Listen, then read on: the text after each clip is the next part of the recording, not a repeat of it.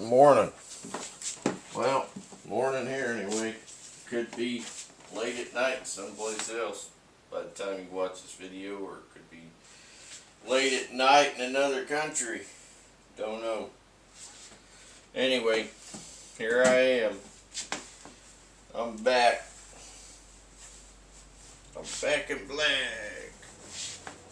Remember that when I was a kid, young fella.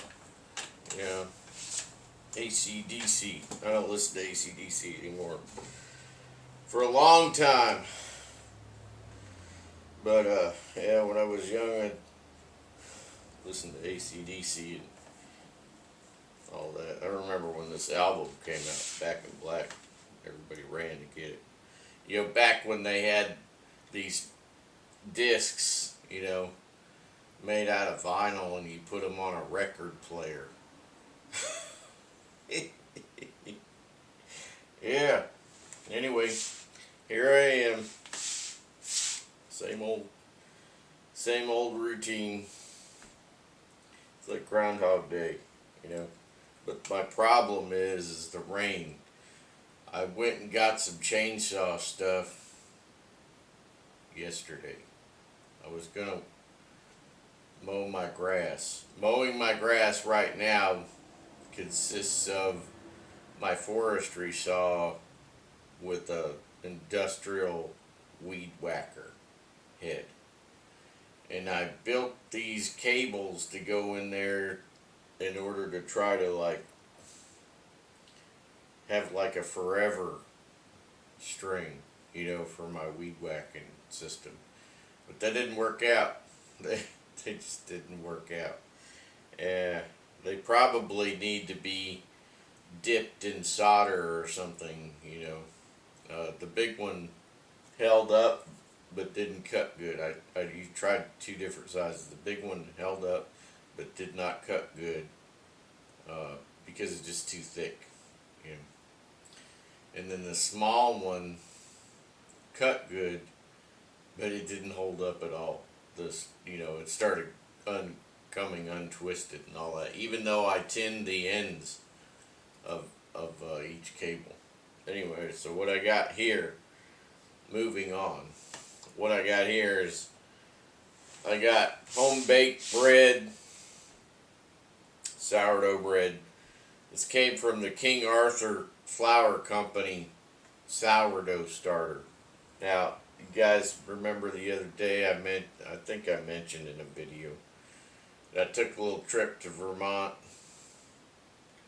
So I hopped on over to Vermont for the day, and I went to King Arthur.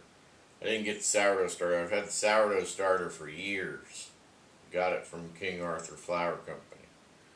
And anyway, you just keep it in your refrigerator, and you feed it, right? And you get fresh bread all the time, and pizza dough, things like that.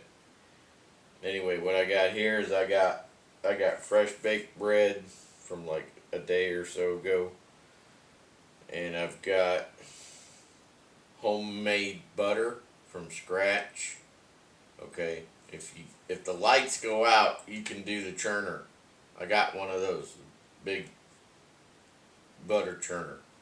All right, I've got one of those. It's a bit of a pain, but you could do it, right? Or you could just mix it, right? You could just use a regular mixer until the lights go out. Then you should have one of those churners to make your butter. Now, what else do I got here? We got raw unfiltered honey. Got that from an Amish guy. And then I got my coffee. Okay. This is Black Rifle Coffee Company Cactus Squatch or something like that. It's Bigfoot theme. Alright. So I brought out a couple of books. I just got this big hardback book here, and it's by a Swedish guy in Stockholm. I already noticed in here though that he talked about sugar water, which is disappointing, especially coming from Sweden. But gotta get away from that sugar water crap, guys, for sure. And this is a reprint, obviously. Charles Dadant. Okay, this is the Dadant System of Beekeeping. This old book is a great read. It's small, but it's a great read. It talks about many different hives, and it talks about um, many different hives, and it talks about the Dadant hive. Okay, which the the construction instructions are a bit convoluted, probably because a woodworker wrote them down, and I'm not a professional woodworker. But I'm gonna rewrite the instructions for that out on paper.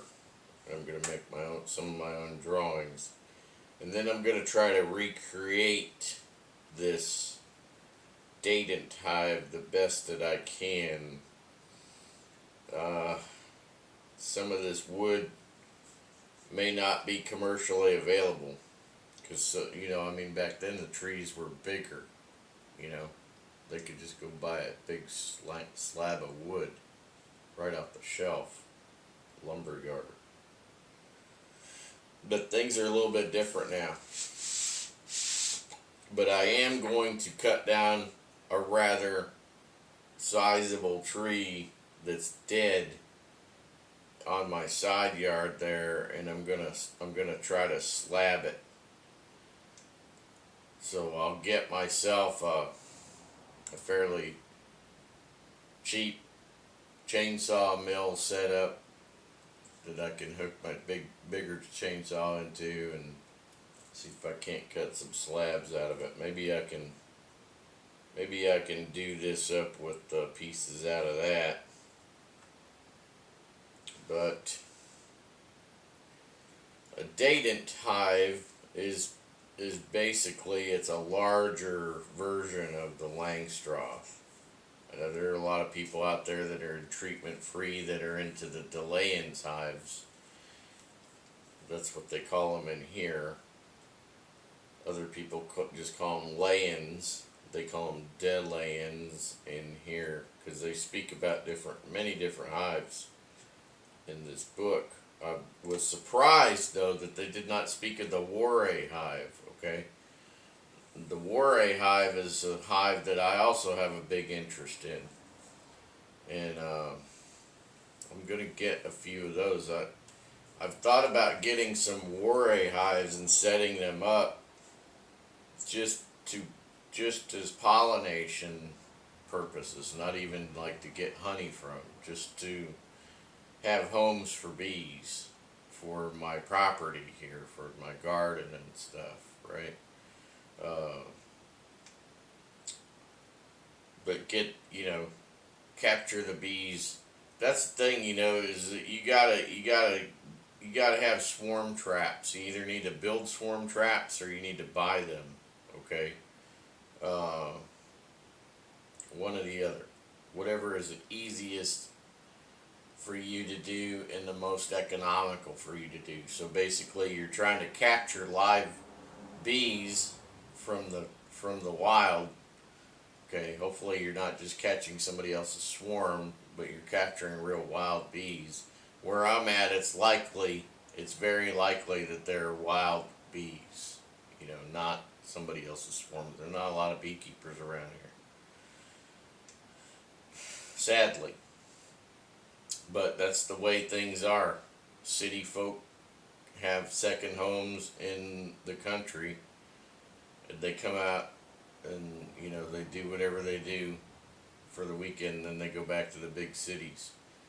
Nuclear strike hits New York City, it's going to be pretty empty about here, because New York City, actually in Boston too, because we have a lot of people from Boston and New York City have second homes in my area, right? Because I'm kind of like halfway between New York City and Boston, but you know, I, I don't think anybody's really concerned with somebody hitting Boston with a nuclear, ICBM. I don't think anybody's real concerned about that. But New York City, yeah, there'll be smoke. Uh, they'll get smoked. But yeah, back to the bees. Yeah, you gotta, in order to go natural, treatment free, and all that, you gotta get wild bees.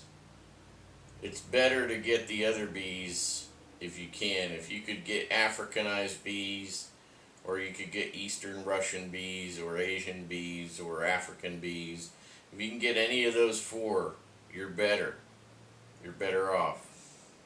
Because they'll go after Varroa and anything else that comes into that hive. They're on it.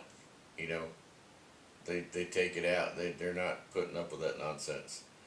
And they're prolific. You know, they propagate quickly. I mean, they build big, strong colonies. And the dated hive would be perfect for that, because it's a big hive. You know, it's a big hive, and so it would be easier to maintain a larger, brood system, right? So you got two deeps for your brood, and then after that you can put a queen excluder. They say, oh, we don't recommend you use a queen excluder, but the thing is and they'd say that some of the other treatment-free guys, they say, oh, no queen excluder in the layings hive, the layings, right? But yeah, they're free to go wherever they want and everything. But if you're trying to keep like a system going, like say if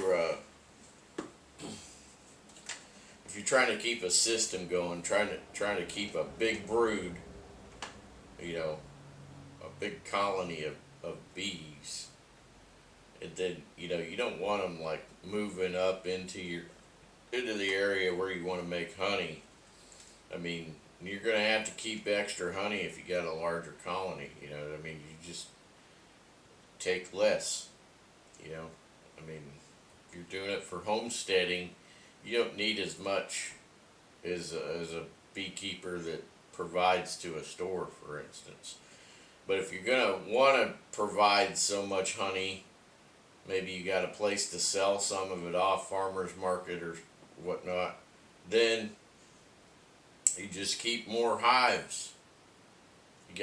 Just set up more hives. It's more work, but you're selling the honey, right? But that doesn't mean to go to all these commercial ideas and all of this chemicals and other crap, that they're using with their bees. And don't be moving them around. Taking bees halfway across the country to pollinate some clown's orchard that's not good. Just need to stay put. Anyway, I'm out of time again. This is not a bee channel, but I'm into bushcraft and survival, and I'm into being self-sufficient, taking care of myself,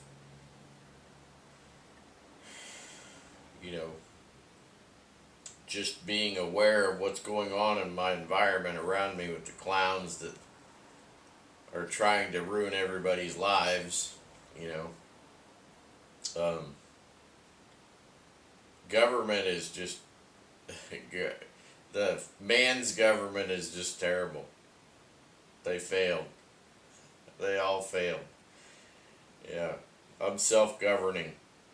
I'm going to be self-governing until either I expire or Jesus raptures me, which things are looking pretty close for a rapture. Yeah. If you don't understand what the rapture is, you know, have a look around.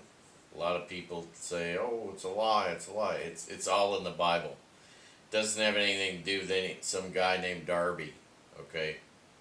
I heard somebody mention this guy Darby in a video, and then I had to go look it up because I didn't know who he was.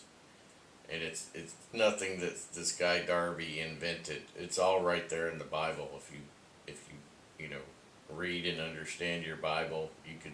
It's clear as day. Paul wrote about it several times. John wrote about it. You know, it's in there. You know, and yeah. Anyway, we won't get into all those specifics. I've talked about that stuff before, but it's coming. Things are getting kind of wild out there in the world, but we don't need to let it affect us as much as possible. See you later.